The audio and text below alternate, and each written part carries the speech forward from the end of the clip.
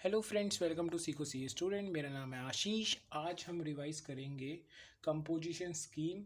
इसमें ना इस चैप्टर में काफ़ी ज़्यादा कन्फ्यूजन आती है बच्चों को, तो आज एक एक चीज़ मैं कवर करते हुए चलूँगा ताकि आपको कोई प्रॉब्लम ना आए इस चैप्टर में। ठीक है, तो देखिए, सबसे पहले मैं आपको बता दूं, मैं आपको पूरा चैप्टर कवर करवाऊंगा और ये मेरे नोट्स हैं, आप इसको उतार सकते हैं। पूरा एक एक चीज़ मैंने कवर करी है विद क्वेश्चन आंसर्स। तो आपको क्वेश्चन आंसर्स अलग से करने तो पड़ेंगे, देखो एक बार, लेकिन आपको पूरी सेटिस्फेक्शन मिल जाएगी इससे और आपको कोई डाउट नहीं बचेगा लास्ट में। अगर फिर भी आपको कोई डाउट आता है तो कमेंट बॉक्स में मेरे को नीचे पूछ ले, मैं अपना नंबर भी प्रोवाइड कर दूंगा, पूछ सकते हैं वैसे। देखो, कंपोजिशन स्कीम कौन लेते हैं? देखो, कंपोजिशन स्कीम वो लेते हैं जो छोटे मैन्युफैक्चरर्स होते हैं या फिर दुकान वाले होते हैं। ठीक है, क्योंकि ये लोग है ना क्या करते हैं, जीएसटी कलेक्ट नहीं करते, सीधा आपको चीज़ दे देते हैं। जैसे आप अपने पास वाली दुकान पे जाते हैं चीनी लेने के, अब वो आपको जीएसटी काट के देता है चीनी पे? नहीं, वो आपको चीनी देता है, आप चले जाते हैं, राइट। और ये लोग आईटीसी भी नहीं लेते, इनपुट टैक्स क्रेडिट भी नहीं लेते, क्योंकि जब जीएसटी ही नहीं काट रहे तो इनपुट टैक्स क्रेडिट तो वैसे भी नहीं ले सकते। ये कोई टैक्स इनवॉइस भी नहीं बना के देते, ये तो सिंपल से एक बिल बना के देते हैं, या तो उसमें पेन से ही लिखी होती हैं चीज़ें या फिर अपना कंप्यूटराइज फॉर्म में भी होती है, तो नॉर्मल बिल होता है और टोटल होता है उसका। या फिर बिल्स ऑफ सप्लाई दे देते हैं। बिल ऑफ सप्लाई वही होता है, हमारा छोटा सा मीमो होता है, उस पर ऐसे लिख कर दे देते हैं या फिर कंप्यूटर टाइप होता है, बट कोई भी टैक्स नहीं होता। अच्छा, टैक्स इनवॉइस और बिल ऑफ सप्लाई में ना यही डिफरेंस होता है, जिसमें टैक्स लगा होता है, जिस मीम वो इनवॉइस में, वो हमारा टैक्स इनवॉइस हो जाता है, जिसमें टैक्स नहीं लगा होता है वो हमारा बिल ऑफ सप्लाई हो जाता है। मतलब नॉर्मल पेज, मैं एक पेज पे भी ऐसे लिस्ट बना के दूँ ना, वो भी बिल ऑफ सप्लाई है। बाकी मैं इनवॉइस चैप्टर में इसको अच्छे से पढ़ाया है, मैंने अपलोड किया हुआ है। अब देखते हैं कि एग्रीगेट टर्नओवर क्या होती है। मतलब देखो, एग्रीगेट टर्नओवर क्यों देखनी है? टर्नओवर के बेसिस पे हम डिसाइड करेंगे कि कंपोजिशन स्कीम वो ले सकता है कि नहीं ले सकता। तो एग्रीगेट टर्नओवर क्या होती है? चाहे आप टैक्सेबल सप्लाई दे रहे हैं, चाहे मतलब टैक्सेबल गुड्स बेच रहे हैं, ठीक है, एग्जेम्प्टेड बेच रहे हैं, एक्सपोर्ट कर रहे हैं या इंटर स्टेट दे रहे हैं, चाहे आप मैन्युफैक्चरर है, रेस्टोरेंट है, या फिर 10 to A मतलब सर्विस प्रोवाइडर है अगर आप, ठीक है, तो आपका पूरा टर्नओवर लिया जाएगा। ठीक है, इस केस में मैन्युफैक्चर, रेस्टोरेंट और सर्विस प्रोवाइडर में। लेकिन अगर आप ट्रेडर है ना, तो बस आपका टैक्सेबल वैल्यू ही देखी जाएगी एग्रीगेट टर्नओवर निकालने के लिए। ये बात याद रख लेना, ट्रेडर क्वेश्चन आ जाता है इस पर। पता है एग्जामिनर कैसे खेल जाता है? जब हम एग्रीगेट टर्नओवर निकालते हैं तो हम पता है सब कुछ ऐड कर देते हैं, inter state supply, export, exempt, ये मैन्युफैक्चर वाला क्वेश्चन होता है वो। लेकिन कई बार एग्जामिनर क्या करेगा, मैन्युफैक्चर की जगह लिख देगा ट्रेडर। बच्चे को लगेगा अरे सब कुछ ही तो ऐड करना होता है, लेकिन नहीं, वहाँ बस टैक्सेबल वाली टैक्सेबल सप्लाईज ही ऐड करनी होती है, ये एग्जाम्प्ट ये सब नहीं आती। तो ट्रेडर में ये आता है। ट्रेडर मतलब कौन हो गया? मैन्युफैक्चर के बाद जो बंदा ट्रेड करता है, जैसे हमारा ये साइड में जो शॉप्स होती हैं, रिटेलर्स होते हैं, ये लोग, ये बस टैक्सेबल अपना गुड्स ही देखेंगे। ठीक है, तो मैन्युफैक्चर, रेस्टोरेंट और ये सर्विस प्रोवाइडर वाले। अच्छा, इसमें क्या नहीं आता एग्रीगेट टर्नओवर में? इंटरेस्ट ऑन लोन और एडवांसेस नहीं आते। लेकिन जब हम रजिस्ट्रेशन वाला चैप्टर पढ़ते हैं ना, उसमें एग्रीगेट टर्नओवर जब निकालते हैं तो उसमें इंटरेस्ट आती है। देखो, पूरे जीएसटी में ना एग्रीगेट टर्नओवर दो ही चैप्टर में यूज़ होती है, एक तो कंपोजिशन स्कीम, उसमें तो इंटरेस्ट ऑन लोन और एडवांसेस आता नहीं है, लेकिन रजिस्ट्रेशन में आ जाता है। इसके पीछे ना रीज़न होता है, उसमें क्या होता है कि रजिस्ट्रेशन में ना सब कुछ इंक्लूड कर देते हैं, लेकिन यहाँ पर कंपोजिशन स्कीम में सब कुछ इंक्लूड करने की बात नहीं हो रही। यहाँ तो हम एक है ना दुकान वाला अपने दिमाग में लेके चलना है इस पूरे चैप्टर में, दुकान वाला। ठीक है, तो दुकान वाला अगर कोई इंटरेस्ट कमा रहा है, मान लो एफडी से इंटरेस्ट कमा रहा है, तो भैया वो नहीं लेके चलेंगे हम कंपोजिशन स्कीम में। रजिस्ट्रेशन के लिए तो देख लेंगे कि भैया कि वो पैसा कमा कितना रहा है, लेकिन यहाँ के लिए नहीं देखेंगे। ठीक है, इसके बाद होता है एग्जेम्प्ट। का मतलब क्या होता है कि ये एग्जेम्प्ट आता है ना यहाँ पर, तो एग्जेम्प्ट का मतलब क्या होता है? निल रेटेड, जिसके सामने निल रेट लिखी हो, या फिर होली एग्जेम्प्ट, वो पूरा ही एग्जेम्प्ट कर रखा हो जीएसटी से, या फिर नॉन टैक्सेबल। ये तीनों ही एग्जेम्प्ट कैटेगरी के होते हैं। इसके आगे चलते हैं कि सेक्शन 10 क्या कहता है। पहले 10 पढ़ लो, 2A बाद में पढ़ाऊंगा। देखो 10 क्या कहता है। 10 कहता है, इसमें ना तीन लोग आते हैं, मैन्युफैक्चरर ऑफ गुड्स, ट्रेडर और रेस्टोरेंट एंड केटरिंग बिजनेस वाले। ठीक है, तीनों आते हैं। एक जो गुड बनाता है, जो गुड्स बेचता है, या फिर जो रेस्टोरेंट है, रेस्टोरेंट एंड केटरिंग वाले हैं, ये भी आते हैं। अब देखा जाए तो रेस्टोरेंट और केटरिंग ये बहुत विवादित है कि भैया ये सर्विसेज देते हैं कि गुड्स देते हैं असलियत में। तो यहाँ पर हमारा यहाँ पर ये आएगा कि ये जो रेस्टोरेंट और केटरिंग वाले हैं ना, ये भी हमारे 10 में आ रहे हैं। तो 10 में बेसिकली गुड्स वाले होते हैं, तो ये आ जाएगा। ठीक है, ये तीनों यहाँ पर आ जाएंगे 10 में। तो ये 10(1) कवर करता है इन तीनों को। ये रजिस्टर्ड पर्सन होते हैं। ठीक है, रजिस्टर्ड पर्सन हो है, और इनकी एग्रीगेट टर्नओवर है ना प्रीवियस ईयर में 150 लाख ही है बस, ठीक है। तो ये कंपोजिशन स्कीम में ले सकते हैं। देखो यहाँ पर है ना, मैं कुछ चीज़ें मार्क कर देता हूँ। प्रीवियस ईयर की बात हो रही है, यहाँ पर करंट ईयर की नहीं हो रही, ठीक है। प्रीवियस ईयर में अगर ये 150 लाख मतलब 1 करोड़, 1 करोड़ 50 लाख से अंदर अंदर टर्नओवर है प्रीवियस ईयर में, तो इस साल कंपोजिशन स्कीम ले सकते हैं। अच्छा, कब तक ले सकते हैं? जब इस साल भी 150 लाख तक की सप्लाईज दे रहे हैं तो, ठीक है। मतलब पिछले साल की टर्नओवर चेक करनी है, इस साल की कंपोजिशन स्कीम ले सकते हैं कि नहीं वो चेक करने के लिए, और इस साल भी 150 लाख तक ही ले सकते हैं, तो ये याद रखना। लेकिन 75 लाख ले सकते हैं, सॉरी 75 लाख ले सकते हैं, और 75 साल ही पिछले साल की चेक करनी है। किन केसेस में? अगर इन स्टेट्स में ले रहा हो, कौन कौन सा? त्रिपुरा, मणिपुर, नागालैंड, मिजोरम। इसको ना ऐसे लर्न कर लो, ट्राई माई नाग मनी, मेरे सर ने लर्न करवाया था। ट्राई से त्रिपुरा, माई से मणिपुर, नागालैंड और मिजोरम, सॉरी माई से मिजोरम था, नाग से नागालैंड और मनी से मणिपुर, ठीक है। इसके बाद है अरुणाचल प्रदेश, यूके, मेघालय, सिक्किम, हिमाचल प्रदेश, असम और जम्मू और कश्मीर।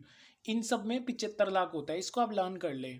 वैसे इसके लिए भी सर ने एक बताया था, एपी, अरुणाचल प्रदेश, यूके में सिक्का दोगे तो तेल की पूड़ियाँ मिलेंगी, उन्होंने ऐसे बताया था। लेकिन यहाँ पर अरुणाचल प्रदेश है, यूके है, मेघालय है, सिक्किम है, बट तेलंगाना और पौंडीचेरी नहीं है। ये रजिस्ट्रेशन वाले चैप्टर में होते हैं, बट यहाँ नहीं है। यहाँ पर तेलंगाना की जगह ऐसे कर लो, हिमाचल प्रदेश होता है, असम होता है और जम्मू कश्मीर होता है। ये आपको याद करने पड़ेंगे।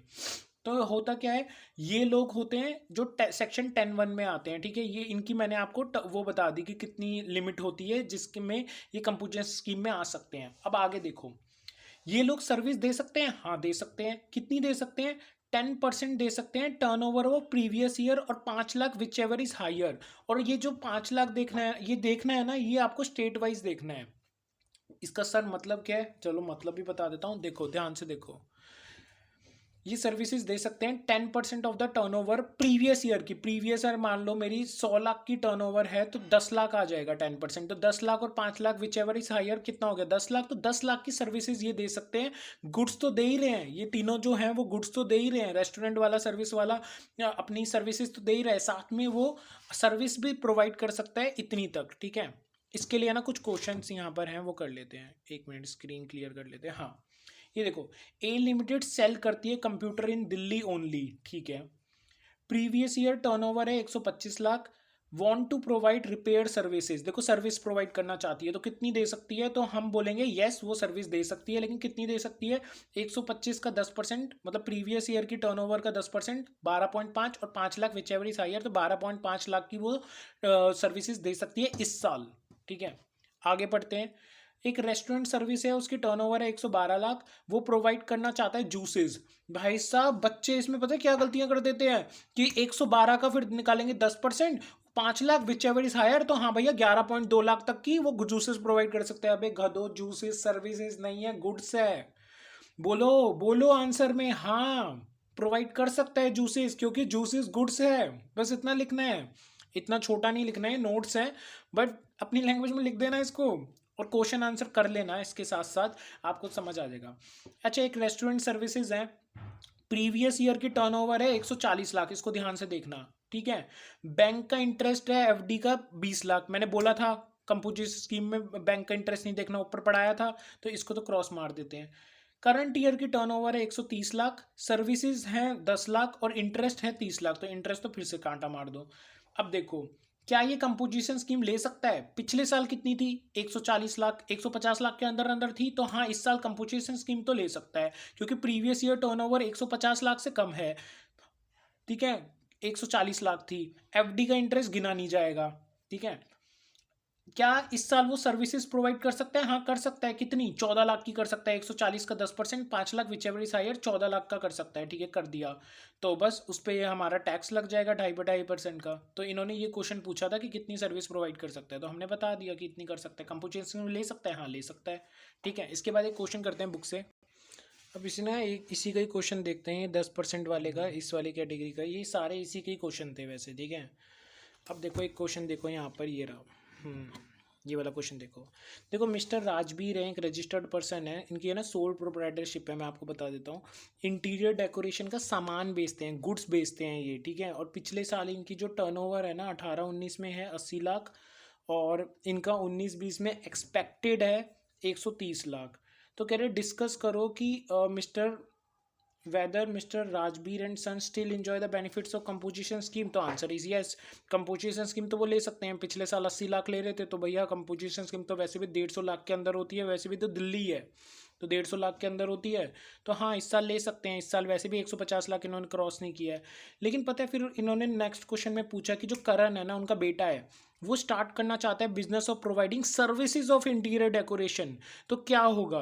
देखो भैया आंसर में हम ये लिखेंगे, पहले तो मैंने आपको कंपोजिशन स्कीम का आंसर बता दिया, उसके बाद ये लिखेंगे जो करण है वो न्यू बिजनेस स्टार्ट करना चाहता है। तो भैया पहले तो है ना सोल प्रोप्राइटरशिप से उसको पार्टनरशिप फॉर्म कन्वर्ट कर लो, नया रजिस्ट्रेशन ले लेना जीएसटी का अंडर न्यू पैन। ये मैंने रजिस्ट्रेशन वाले चैप्टर में कवर किया है।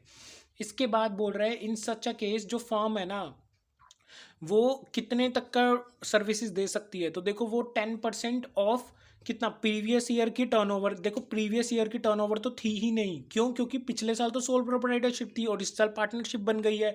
तो प्रीवियस ईयर की टर्नओवर कुछ नहीं थी, 0 टर्नओवर थी। और 5 lakh whichever is higher, तो 5 लाख ही आ जाएगा। तो 5 लाख तक की वो सर्विसेज दे सकता है, ठीक है। तो ये सिंपल था। इसके बाद देखो यहाँ पर आओ सेक्शन 2A। 2A क्या करता है? ये सर्विस प्रोवाइडर के लिए कंपोजिशन स्कीम होती है। ये रजिस्टर्ड पर्सन को मिलती है और एग्रीगेट टर्नओवर प्रीवियस ईयर का होना चाहिए 50 लाख, ठीक है। यहाँ भी प्रीवियस ईयर की बात कही गई है और 50 लाख होना चाहिए। यहाँ 150 लाख या 75 लाख वाला कॉन्सेप्ट ही नहीं है। यहाँ ये जो था ना अलग अलग स्टेट्स, वो भी कॉन्सेप्ट नहीं है, सीधा बस 50 लाख दे दिया, ठीक है। और उसका 10-1 की सर्विसेज, मतलब ये वाली सर्विसेज नहीं होनी चाहिए, ठीक है। मतलब ये वाले गुड्स और सर्विस नहीं होने चाहिए, ऑब्वियसली वो तो नहीं लगेगा। तो ये सर्विस प्रोवाइडर के लिए बनाई है। अच्छा इनके ऊपर है ना रेट कितना है, ये manufacturer, trader, restaurant, catering, service provider, इनका रेट भी होता है। तो मैंने यहाँ रेट्स लिख रखे हैं, इसको उतार लो। देखो मैन्युफैक्चरर का होता है C और S में 0.5%, 0.5%। केटरिंग और रेस्टोरेंट का होता है 2.5%, 2.5%। ट्रेडर का होता है 0.5, 0.5। और सेक्शन 10(2)A सर्विस प्रोवाइडर वालों का होता है 3%, 3%, जो 50 लाख वाले होते हैं। अच्छा अब है ना क्वेश्चन ये आता है कि यहाँ IGST क्यों नहीं है, CGST और SGST क्यों है। देखो आगे अब चलते हैं, अब आपको समझ आएगा कि इधर IGST नहीं क्यों नहीं आएगा। यहाँ पर बस CGST और SGST ही आता है, क्योंकि यहाँ इंटरेस्ट रेट लगता ही नहीं है। देखो अब ये पूछा है कि जो 10(2) है, मतलब अभी जो हमने वो मैन्युफैक्चरर और अपना वो जो ये सेक्शन 10(2) है एलिजिबिलिटी का, 10(1) के लिए 10(1) कौन सा था हमारा, यहाँ लिख देता हूँ फॉर 10(1). 10(1) कौन सा था? मैन्युफैक्चरर, ट्रेडर और हमारे रेस्टोरेंट एंड केटरिंग बिजनेस वाले। तो उनके लिए देखो क्या है, वो सर्विस सप्लाई नहीं कर सकते, लेकिन एक लिमिट तक कर सकते हैं, जो कि हमने बताया 10% और 5 lakh whichever is higher, ठीक है समझ आ गया। नॉन टैक्सेबल सर्विसेज नहीं दे सकते, ठीक है। इंटर स्टेट सप्लाई नहीं कर सकते। लेकिन जब हम उनकी कंपोजिशन स्कीम के लिए टर्नओवर चेक कर रहे थे पिछले साल की, तब ये सब इंक्लूड होता है, ठीक है। जो कि ट्रेडर के केस में तो बस टैक्सेबल होता है, लेकिन बाकियों के केस में सब कुछ इंक्लूड हो जाता है। लेकिन इस साल वो ये चीज़ें प्रोवाइड नहीं कर सकते जब वो कंपोजिशन स्कीम में आ रहे हैं। तो इंटर स्टेट सप्लाई नहीं कर सकते, इंट्रा ही करनी पड़ेगी उनको, ठीक है। एक का ना यहाँ पर क्वेश्चन है कि एक पर्सन है जो रजिस्टर्ड है दिल्ली और हरियाणा में, सप्लाई कर रहा है अदर स्टेट्स में, तो वो क्या कंपोजिशन स्कीम के अंदर आ सकता है? नहीं आ सकता, इंटर स्टेट सप्लाई कर रहा है वो तो। ECO नहीं हो सकते, ठीक है। ई-कॉमर्स बिजनेस नहीं हो सकता आपका, वो जो जैसे अमेजोन ये सब, ये नहीं हो सकते, ECO नहीं बन सकते। नोटिफाइड गुड जो होते हैं वो मैन्युफैक्चर नहीं कर सकते। अच्छा नोटिफाइड गुड कौन से हैं? देखो एक टिप से लर्न करो, T for tobacco, I for ice cream और P फॉर पान मसाला। वैसे इन तीनों का ही पूछा जाता है। इसके अलावा यहाँ पर एडिबल आइस, एरेटेड वाटर भी होता है, ठीक है। वैसे ये ही ज़्यादा कर आता है, आइसक्रीम, टबैको और पान मसाला, एडिबल आइस और एडिटेड वाटर। तो ये सब जो नोटिफाइड गुड है ये आप नहीं दे सकते हो। अगर आप ये दे रहे हो तो कंपोजिशन स्कीम नहीं ले सकते हो, ठीक है। अब एक है ना क्वेश्चन आया था पेपर में कि जो ट्रेडर है अच्छा, सॉरी सॉरी, एक चीज़ मैं बताना भूल गया। आप है ना इन नोटिफाइड गुड्स के जो भी मैंने अभी बताई, आइसक्रीम, टबैको, पान मसाला, एडिबल आइस और एडिड वाटर, इसके मैन्युफैक्चरर होने चाहिए। अगर आप मैन्युफैक्चरर हो तो आप कंपोजिशन स्कीम नहीं ले सकते। अब पेपर में क्वेश्चन आ गया था, एक ट्रेडर है वो पान मसाला बेच रहा है, तो क्या कंपोजिशन स्कीम में आ सकता है? आंसर यस यस, क्योंकि वो तो मैन्युफैक्चरर के लिए मना किया गया है कंपोजिशन स्कीम में आना, लेकिन ट्रेडर तो बेच सकता है। ऐसे ही सीटीपी कैजुअल टैक्सेबल पर्सन और NRTP non resident taxable person भी ये कंपोजिशन स्कीम नहीं ले सकते। ऐसे ही देख लेते हैं 10(2)(a) के लिए जो सर्विस प्रोवाइडर होते हैं, क्या वो, उनके लिए एलिजिबिलिटी क्राइटेरिया क्या है, कि वो लोग इसके अंदर कब नहीं आ सकते? तो वो नॉन टैक्सेबल सर्विसेज दे रहे हो, सॉरी नॉन टैक्सेबल गुड्स बेच रहे हो तब नहीं आ सकते। इंटरस्टेट दे रहे हो सर्विसेज तब भी नहीं आ सकते। सॉरी, यहाँ सर्विसेज है, मैं गुड्स क्यों बोल रहा हूँ, ये तो सर्विस प्रोवाइडर है ना। तो नॉन टैक्सेबल सर्विस दे रहे हो तब नहीं आ सकते। इंटरस्टेट अगर सप्लाई कर रहे हैं सर्विसेज को तब नहीं आ सकते। ईसीओ हैं, वो ई कॉमर्स वाले, अमेजोन वाले, वो सर्विसेज दे रहे हैं तो नहीं आ सकते यहाँ पर। ईसीओ तो कैसे भी नहीं आ सकता। नोटिफाइड गुड अगर मैन्युफैक्चरर हो, यही आइसक्रीम, टबैको, तो इनसे रिलेटेड कोई सर्विसेज है तो भी नहीं आ सकते। सीटीपी और एनआरटीपी हो, मतलब कैजुअल टैक्सेबल पर्सन और एनआरटी, सीटीपी होते हैं ये बंजारे लोग जो होते हैं, जो एक स्टेट से दूसरे स्टेट में जाते हैं, सामान बेचते हैं, हैंडीक्राफ्ट और ये सब, वो नहीं आ सकते। NRTP non resident taxable person, जो नॉन रेसिडेंट टैक्सेबल पर्सन है वो नहीं आ सकते। ठीक है, इसके आगे कुछ क्वेश्चन पढ़ लेते हैं। Scheme applicable for all business having registered under same pan.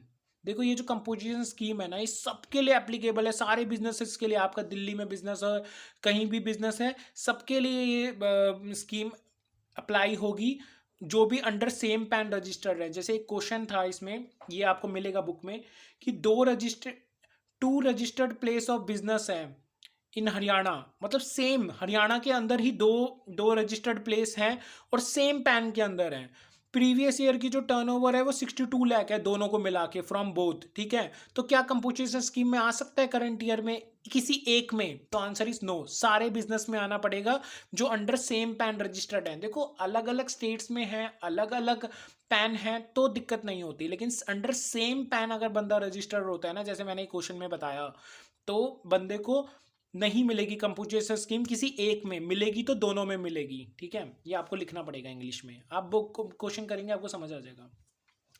जो कंपोजिशन स्कीम है ना, वो लैप्स कर जाती है when aggregate turnover current year का एक्सीड कर जाता है 150 लाख, 75 लाख या 50 लाख, एज द केस में भी। 150 लाख और 75 लाख तो गुड्स के केस में हो गया, और 50 लाख सर्विस प्रोवाइडर के लिए हो गया। ये तो मैंने आपको तभी बता दिया था साथ साथ में, ये तो ईजी है कि कंपोजिशन स्कीम लैप्स हो जाएगी। अच्छा, लैप्स कैसे होगी?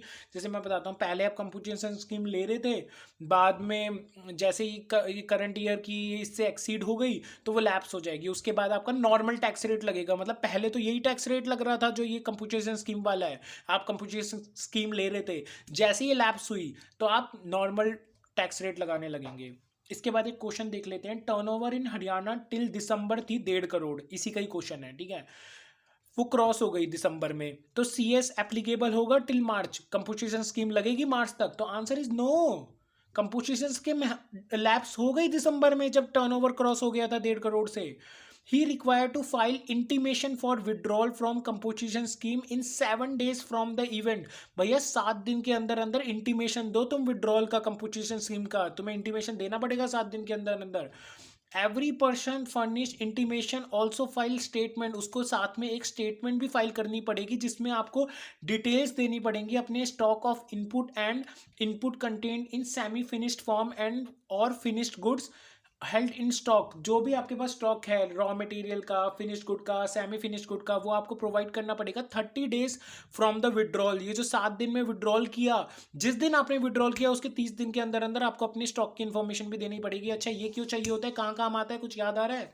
अच्छा, अगर आप पहली बार पढ़ रहे हैं तो याद नहीं आ रहा होगा, वैसे ये काम आता है वैल्यूएशन में, एक जगह पे काम आता है, सॉरी वैल्यूएशन में नहीं, आईटीसी में काम आता है, जब हम मतलब कंपोजिशन स्कीम से नॉर्मल वाले में आ जाते हैं, तब ये हमें स्टॉक की इन्फॉर्मेशन चाहिए होती है। ये हम आगे पढ़ेंगे जब मैं पढ़ाऊंगा, अभी मैंने आईटीसी पढ़ाया नहीं है, आईटीसी तो बाद में पढ़ेंगे, अभी हम चैप्टर वाइज चल रहे हैं। तो अभी हम कंपोजिशन स्कीम पे है, इसके बाद आरसीएम आएगा, तो ऐसे ऐसे चलते रहेंगे।